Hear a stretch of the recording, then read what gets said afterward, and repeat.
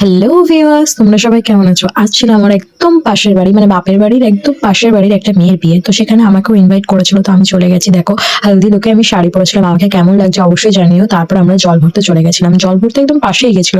তো সন্ধ্যেবেলায় আমার 3টে পার্টি মেকআপ করবার জন্য বলা হয়েছিল এদের বাড়িতেই। তো আমি এখানে সাজাতে এসে দেখি কারেন্ট চলে গেছে। একটা ছোট্ট জিরো লাইটের মধ্যে আমাকে এদেরকে সাজাতে হয়েছে, আর ছোট্ট একটা জানলা ছিল। তো রাতের বেলায় আমি যখন সাজিয়ে বেরোচ্ছি তখন দেখছি বর অলরেডি ঢুকে গেছে। কোনো রকমে যে ড্রেস পরেছিলাম সেই ড্রেসের মধ্যে একটু রেডি সেডি হয়ে চলে এসেছিলাম খাওয়ার জন্য, মানে স্টলের খাবার খাওয়ার জন্য। কিন্তু এখানে দেখো, এই ঝর্ণার মানে ফোয়ারাটাকে দেখে আমি আর থাকতে পারলাম না, শয়তানি বুদ্ধি তো আমার মাথা থেকে যাবে না। তো যাই হোক, ওখানে একটু মজা করে একটু স্টলে খাবার খেয়ে এখানে বিয়ে দেখতে চলে এলাম। তখন দেখছি সবে মানে বিয়ে শুরু হলো।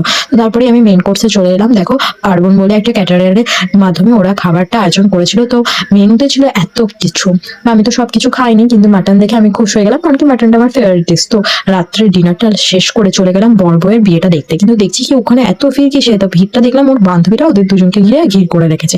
বিয়ে বলতে গেলে অলমোস্ট কমপ্লিটই, শুধু জাস্ট সিঁদুরদানটা বাকি ছিল। তো আজকের মতন টাটা।